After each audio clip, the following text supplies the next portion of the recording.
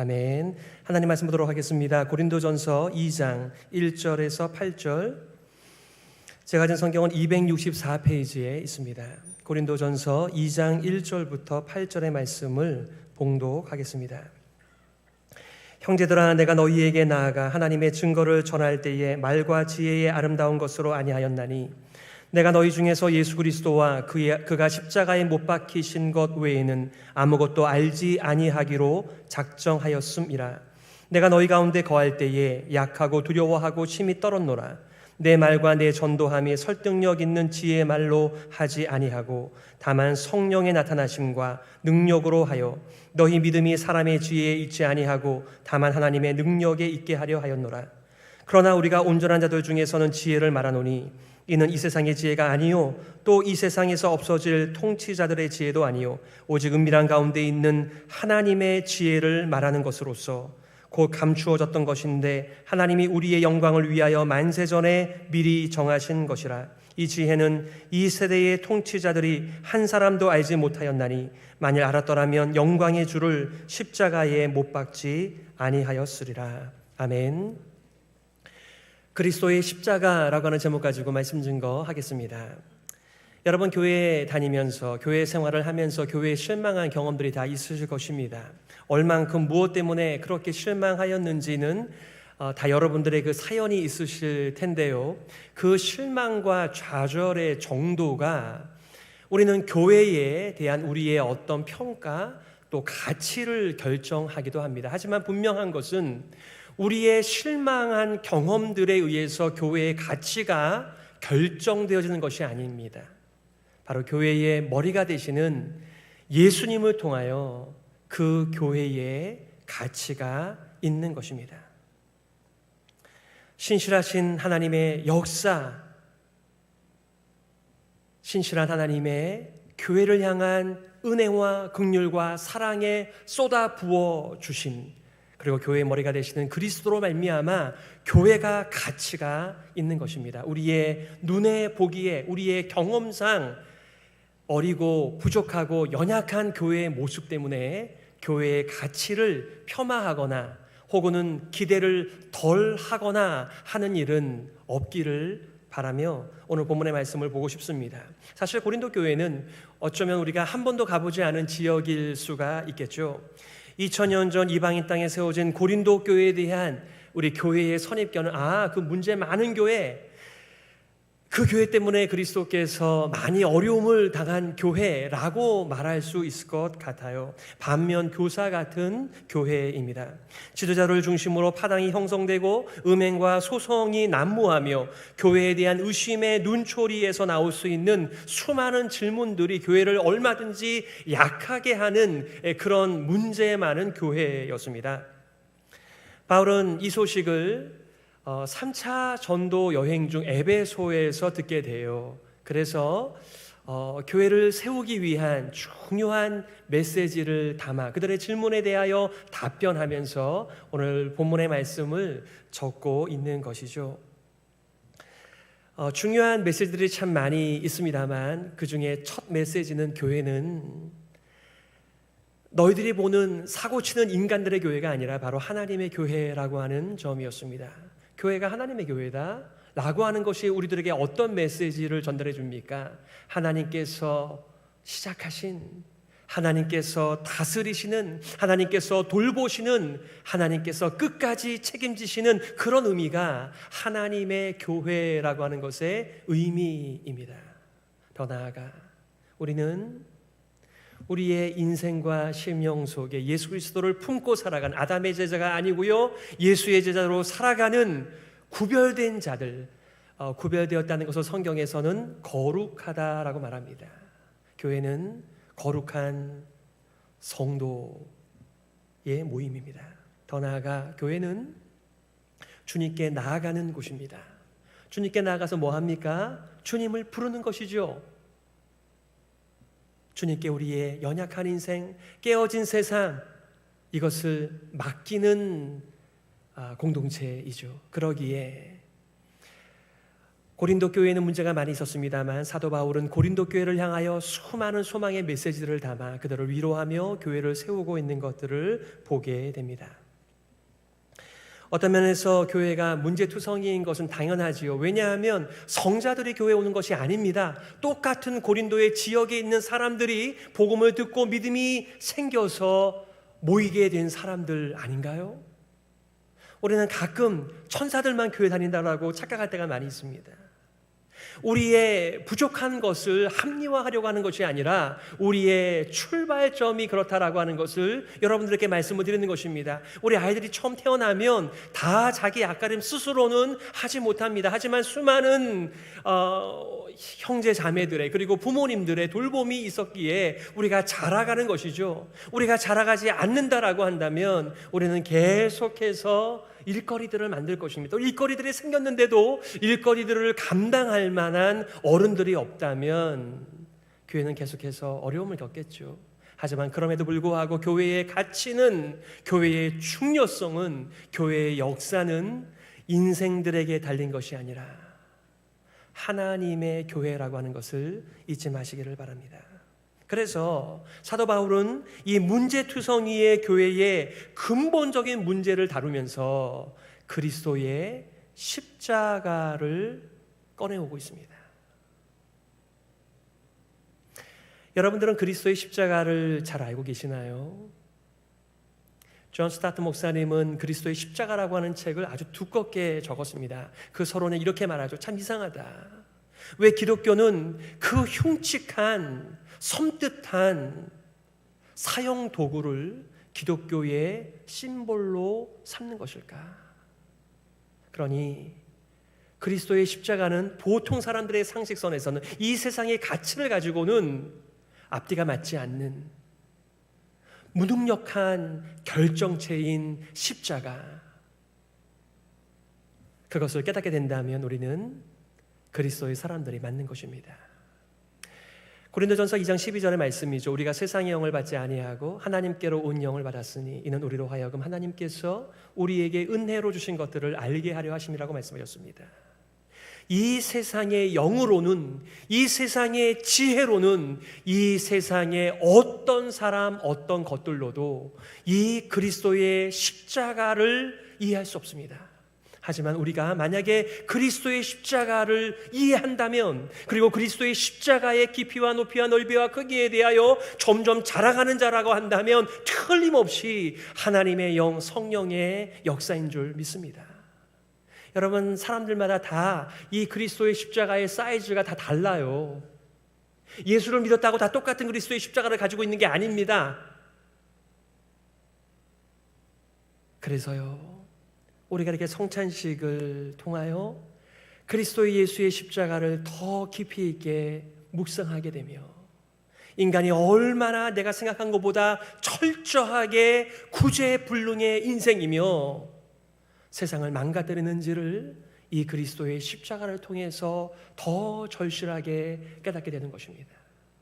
하지만 이렇게 깜깜한, 대책이 없는, 계속해서 문제만 더 늘어가고 있는 세상에 대해서도 그리스도 예수의 십자가를 알게 되면 우리는 그 구원의 능력, 하나님의 지혜를 가지고 세상을 치유하는 일에 감히 우리가 섬김의 삶을 살게 되는 것이죠. 오늘 여러분들과 내용적으로 두 가지를 나누려고 합니다. 첫 번째는 세상의 지혜로는 알 수 없는 그리스도의 십자가.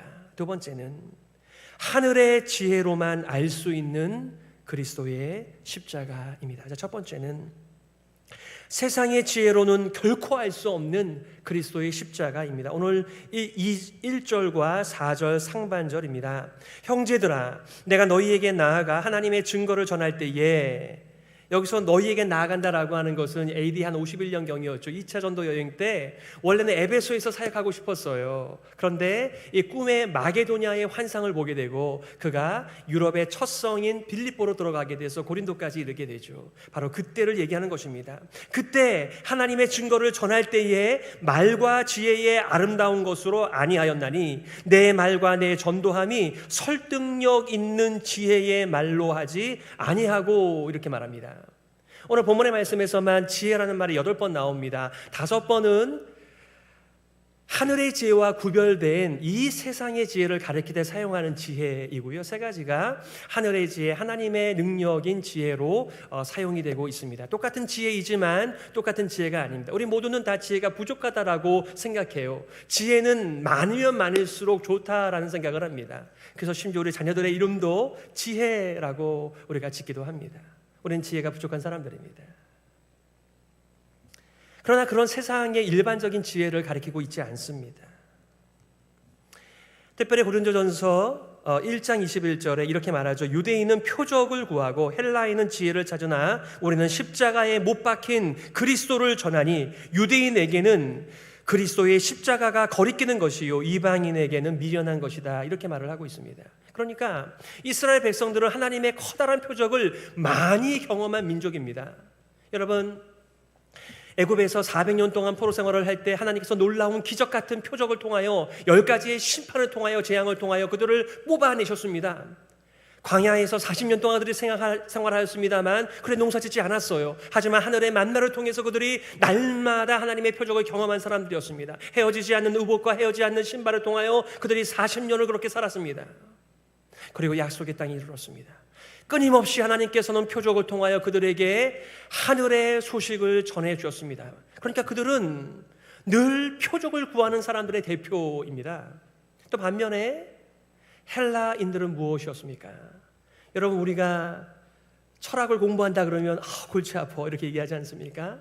여러분, 철학이 인간을 이해하고 세상을 이해하는 중요한 학문입니다. 도대체 세상은 어디로부터 왔는가? 나는 어디에서부터 왔는가? 그걸 알아야 우리의 출발선이 시작이 되어지는 것인데 그걸 모르니까 사람들이 그냥 동물처럼 또 식물처럼 피조물처럼 그렇게들 살아들 갑니다.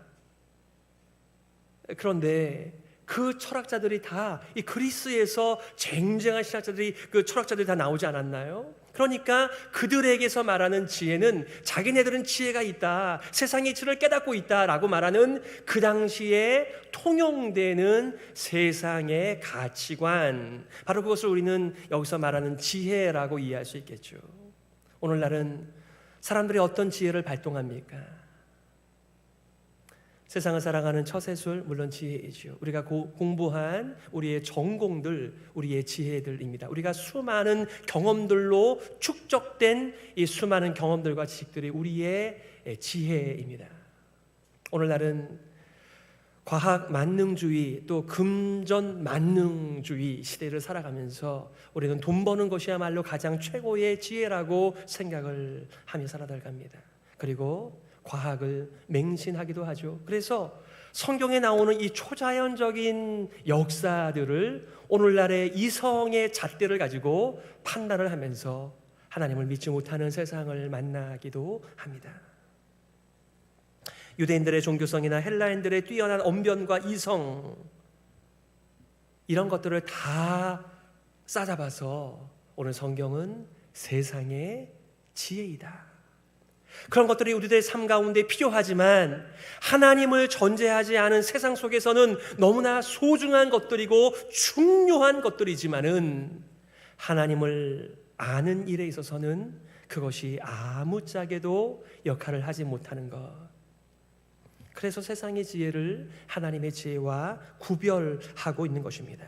사도 바울도 꽤 배운 사람입니다. 날 때부터 좋은 족보를 가진 사람이었습니다. 그럼에도 불구하고 그가 왜 기교를 부리지 않는가에 대한 분명한 이유를 이렇게 5절에서 말하고 있습니다. 너희 믿음이 사람의 지혜에 있지 아니하고 다만 하나님의 능력에 있게 하려 하였노라. 우리는 뭔가 자꾸만 섞여 있습니다. 뭔가 이렇게 높은 지위에 있는 사람이 복음을 전하면 더 잘 받아들일 거야. 그러면서 그리스도의 십자가는 더 가리워지는 것이죠. 그 사람의 잘남 때문에. 그 사람이 많이 배웠다, 그 사람이 훌륭한 경험들을 가지고 있다, 많은 기적을 경험했다 라고 하는 것과 하나님의 복음이 섞여지게 될 때 오히려 하나님의 복음이, 십자가는 그 뒤로 더 감춰지는 것들을 경험하게 되죠. 그럼 우리 보고 무식하게 살라는 것인가? 아무것도 없이 살라는 것인가? 그런 말이 아닌 것이죠. 적어도 사도 바울에게 있어서는 이 순수한 열정, 우리의 믿음이 세상 것들과 세상의 가치관에 노출되어 거기에 기반한 믿음이 아니라 순수한 하나님의 복음 위에 세워지기를 원했기 때문에 유대인들에게는 걸림돌이 되었던 십자가를 자랑하고 헬라인들에게는 세상에 그런 게 어디 있어라고 말하는 그 미련한 것들을 오히려 사용하여 그리스도가, 우리의 구세주가 십자가에 못 박혀 돌아가셨다라고 하는 것을 중심에 두고 복음을 전파했다라고 하는 말이 이 말씀인 것이죠. 헬라세계는 그들의 설득과 웅변을 통하여 그리스도를 전한다라고 한다면 더 잘 전할 수 있을 텐데라고 하는 그런 마음이 들지 않겠어요? 그러면 반면에 그런 헬라의 지식과 언변술이 없는 사람들에게는 나 같은 사람은 복음도 전하지 못하겠다, 이런 마음이 들지 않을까요? 만약에 있는 사람들만, 훌륭한 사람들, 잘난 사람들, 높은 사람들만 복음을 전해야 복음이 전파된다라고 한다면 상대적으로 가지지 못한 사람들, 여러분 상당수의 약 7, 80%의 초대교인들은 다 노예 출신이거나 노예였다라고 말을 합니다. 그러니 그들이 무엇을 배울 수 있었을까요? 하지만 그리스도의 십자가는 이 인생들이 만들어 놓은 수많은 기준들과 가격표를 다 떼고 오직 믿음으로만 하나님의 새로운 백성이 되는 길을 여는 그리스도의 십자가를 자랑한 것입니다. 내가 복음을 부끄러워하지 아니하노니 이 복음은 모든 믿는 자들에게 구원을 주시는 하나님의 능력이 됨이라. 첫째는 유대인에게, 또한 헬라인에게로다. 그 사람이 유대인이건 그 사람이 헬라인이건 상관하지 않고 이제는 믿음으로 모으는 새로운 백성들로 말미암아 그리스도의 십자가, 바로 하나님의 능력, 구원의 능력, 하나님의 지혜가 드러난다라고 하는 것을 이렇게 선포하는 것입니다. 우리는 알게 모르게 복음을 자랑한다 하지만 우리를 자랑할 때가, 세상을 자랑할 때가 얼마나 많이 있는지 모릅니다.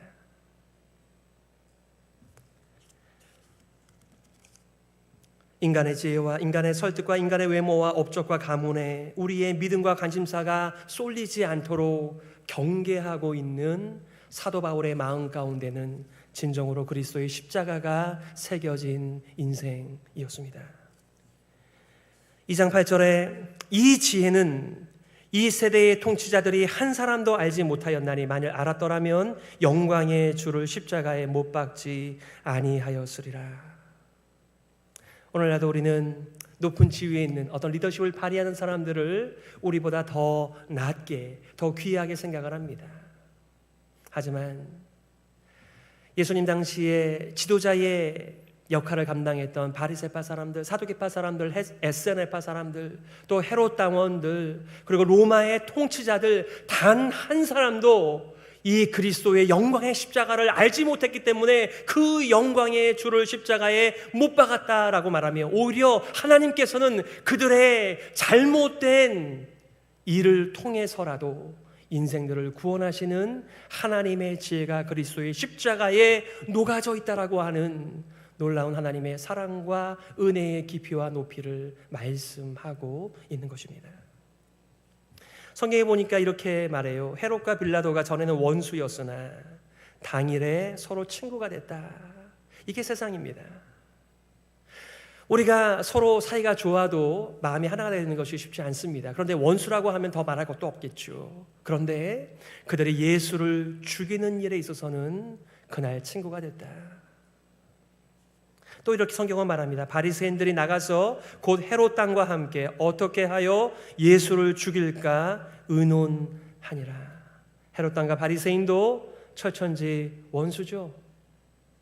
그럼에도 불구하고 예수를 죽이는 일에 함께 지혜를 모으고 있는 이 세상의 지혜를 가지고는 우리가 하나님을 만날 수 없고 구원을 받을 수 없는 것이죠. 지혜라고 해서 다 좋은 지혜가 아닌 것입니다. 세상으로부터 온 지혜와 하나님께로부터 온 지혜가 있는 것입니다. 세상의 지혜는 나름대로 지혜의 순기능이 있겠지만 이 세상에 날고 기는 지혜를 가지고는 하나님과 인생의 원수된 이 커다란 간격을 메울 수도 없고 해결할 수도 없어서 우리는 계속해서 어둠과 죄 가운데 살아갈 수밖에 없는 그 가운데에 한계가 있는 지혜임을 하나님의 지혜가 드러내고 있는 것입니다. 깨어진 세상 앞에서 아무런 능력도 아무런 소망도 될 수 없는 이 세상의 지혜, 세상의 지혜자와 학자들과 철학자들이 많이 있지만 그들이 가는 길과 구원의 길은 만날 수도 없고 만나지도 않습니다. 세상의 모든 지혜의 본질은 바로 타락한 인간으로부터 출발되기 때문에 그렇습니다. 하지만 하나님의 지혜는 하나님으로부터 나오는 하늘로부터의 지혜입니다. 자, 두 번째, 하늘의 지혜로만 알 수 있는 그리스도의 십자가입니다. 오늘 2절이죠. 내가 너희 중에서 예수 그리스도와 그가 십자가에 못 박히신 것 외에는 아무것도 알지 아니하기로 작정하였음이라. 사도 바울이 내가 이제 무식하게 살 거야 이렇게 결심한 게 아닙니다. 하나님의 지혜와 하나님의 능력인 그리스도의 십자가를 알아가는 일에만 내가 인성을 들여도 내가 너무나 부족하다, 너무나 인생이 모자라다 이렇게 얘기를 하는 것이죠. 여러분들은 시간을 내어 그리스도의 십자가에 어떤 하나님의 능력과 지혜가 담겨 있는지를 공부하시면서, 그리고 우리가 함께 하여 주시는 성령의 능력을 힘입어서 그리스도의 십자가의 깊이와 높이와 넓이와 크기에 대하여 점점 자라가 이 깨어진 세상을 치유하는 일에 저와 우리를 사용하여 주옵소서 간구하는 자들이신가요? 아니면 내가 좀 더 돈을 벌어야 좀 하나님의 이 사업에 쓰임을 받을 텐데, 내가 좀 더 공부를 많이 해야 하나님의 복음을 더 잘 전할 텐데, 이렇게 생각을 하시나요? 고린도전서 1장 23절, 우리는 십자가에 못 박힌 그리스도를 전하니, 우리는 십자가에 못 박힌 그리스도를 전하니 그리스도는 하나님의 능력이요 하나님의 지혜니라. 이것을 사람들은 굉장히 미련하게 보았습니다. 어떻게 그렇게 높으신 영광의 주께서 가장 낮은 자리에 내려올 수 있단 말입니까? 대접을 받아야지, 높은 자리에 계셔야 능력을 발휘하지, 어떻게 못난 이 반역자들, 이 죄의 결정적인 높은 자들만, 죄로 꽉 찬 자들만 달리는 그 치욕스러운 십자가를 어떻게 영광의 주께서 달리신단 말인가? 그것을 미련하게 보았습니다. 말도 되지 않는 말로 보았습니다. 마치 광야의 이스라엘 백성들이 노뱀에 물려 그 독뱀에 물려서 다 죽어가고 신음하고 있을 때 노뱀을 달아서 보라고 하지 않습니까? 그게 어렵나요? 그게 공부를 많이 해야 돼요? 뭔가를 많이 가져야 되는 것입니까? 하나님께서는 인간의 지혜로는 구원의 길이 전혀 없기 때문에 하나님의 길, 하나님의 구원의 능력, 그리스도의 십자가를 허락하신 것입니다. 우리 모두는 인생이 잘 풀려지지 않을 때, 교회가 소란할 때 질문해야 돼요. 우리가 어디서부터 왔지? 우리는 예수 그리스도의 십자가를 어떻게 받아들인 사람들이지? 그리스도의 십자가가 세상의 수많은 문제거리들을, 그리고 교회의 문제거리들을 해결하는 원천임을 사도 바울은 선포하며 그리스도의 십자가만 알기로 하였다라고 고백하고 있는 것입니다. 세상에서 볼 때 십자가는 무능과 패배의 상징이지만 하나님의 나라에서 그리스도의 십자가는 하나님의 나라로 인도하는 하나님의 능력이요, 하나님의 지혜요, 하나님의 은혜임을 우리는 알기에 그리스도의 십자가만 자랑하며 살기를 다짐하는 것입니다. 2장 7절에서는 이렇게 말합니다. 오직 은밀한 가운데 있는 하나님의 지혜를 말하는 것으로서 곧 감추어졌던 것인데 하나님의 우리의 영광을 위하여 만세전에 미리 정하신 것이라. 아니, 그렇게 오래전부터 하나님께서 만드신 지혜의 길임에도 불구하고 왜 감춰진 것일까요? 왜냐하면 사람들이 이 하나님의 지혜를 우습게 여기고 아무것도 아닌 것으로 이해하며 자신의 잠깐을 살아가는 찰나의 지혜를 더 가치 있게 여기니까 하나님의 지혜는 감춰진 것으로 남아있는 것입니다. 너는 마음을 다하여 여호와를 의뢰하고 내 명철을 의지하지 말라. 너는 범사에 그를 인정하라. 그래야 하면 내 길을 지도하시리라. 하나님의 레슨을 받는 중요한 첫 번째 길은 나의 명철을 내려놓는 것입니다. 이 세상의 지혜를 내려놓는 것입니다. 이 세상의 지혜의 한계를 인정하는 것입니다. 그러면 더 이상 우리들에게는 이 하나님의 능력, 하나님의 지혜, 십자가의 지혜가 비밀이 아닌 것이죠. 열려진 것이죠. 그리고 더 깊이 있게 더 크게 누리며 살아가는 것이지요. 말씀을 정리하면서요, 성경은 이렇게 우리들에게 요청하고 있습니다. 너희는 하나님으로부터 나서 그리스도 예수 안에 있고, 예수는 하나님으로부터 나와서 우리에게 지혜와 의로움과 거룩함과 구원함이 되셨으니 기록한 바 자랑하는 자는 주 안에서 자랑하라 함과 같게 하려 함이라. 이게 무슨 말입니까? 주 안에서 자랑한다라고 하는 말이 뭡니까? 주님을 자랑하라. 특별히 오늘 본문의 맥락 속에서는 예수 그리스도의 십자가를 자랑하라, 이 말씀입니다. 우리는 뭔가 자꾸만 교회가 힘이 있어, 교회가 능력이 있어, 교회가 얼마나 이 찬란한 이 역사, 예술의 문화를 가지고 있는지 몰라라고 말하며, 우리는 그리스도의 십자가보다는 그렇게 보이는 세상과 이렇게 경쟁이 되는 것들을 자꾸만 자랑하려고 합니다. 그러지 마세요. 우리가 함께 부르게 될 찬양의 가사입니다. 만왕의 왕 내 주께서 왜 고초 당했나? 이 벌레 같은 날 위에 그 보혈을 흘렸네. 주 십자가 못 박힘은 속죄함 아닌가? 그 긍휼함과 큰 은혜 말할 수 없도다.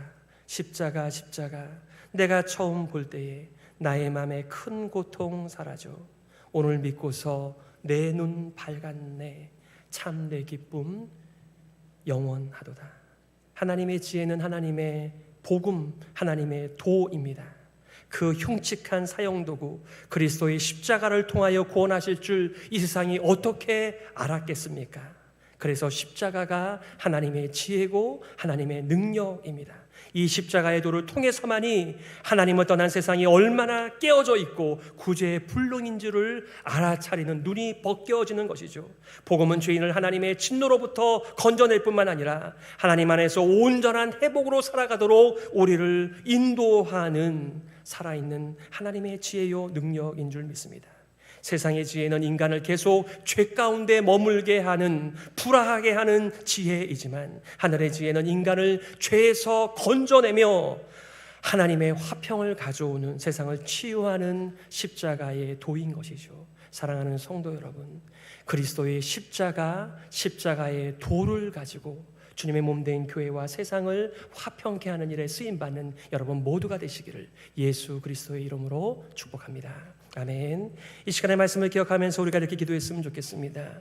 우리는 종종 우리가 시대의 아들들이다라고 말합니다. 이 세상은요, 학벌이나 재능이나 가문이나 외모나 실력을 자랑 삼는 가치관의 세상입니다. 하지만 우리는 그리스도의 십자가를 자랑합니다. 우리가 세상의 가치관을 붙들고 자랑하는 동안에 그리스도의 십자가는 점점점 사라지고 작아지게끔 되어져 있습니다.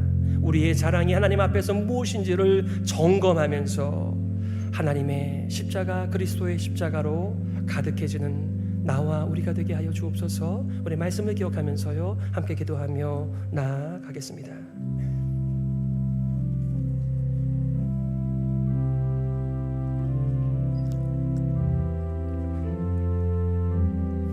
오 하나님 아버지, 은혜를 감사합니다. 우리가 얼마나 무지한 인생입니까? 눈도 다쳤고 귀도 다친, 마음도 다친 불행한 인생들이었습니다. 그리스도 예수의 방문 앞에서 우리의 마음이 열리게 하여 주시니 감사합니다. 이제 하나님의 영을 의지하고 성령으로 충만하여 그리스도의 십자가의 높이와 깊이와 넓이와 크기에 대하여 점점 깊어지는 우리의 믿음의 삶이 될 수 있도록 인도하여 주시옵소서. 하나님, 우리가 얼마나 무지한 인생들입니까? 날마다 귀가 뚫어지게 하여 주셔서 하나님의 음성 들으면서 하나님의 지혜와 하나님의 능력으로 채워지며 세상을 감당하는 깨어지고 눈물과 어둠이 가득한 세상에 빛으로 살아갈 수 있도록 은혜를 내리어 주시옵소서. 하나님 아버지, 은혜를 감사합니다. 세상에 있는 커다란 고통, 근심, 걱정, 불안, 두려움, 깨어짐 속에서 우리는 그리스도의 십자가로 말미암아 온전하게 되어지며 세상을 치유하는 일에 쓰임받는 주님의 몸된 살아있는 그리스도 십자가의 교회가 되게 하여 주시옵소서. 살아계신 예수 그리스도의 이름으로 기도드리옵나이다. 아멘. 일어서셔서 우리 찬송가 151장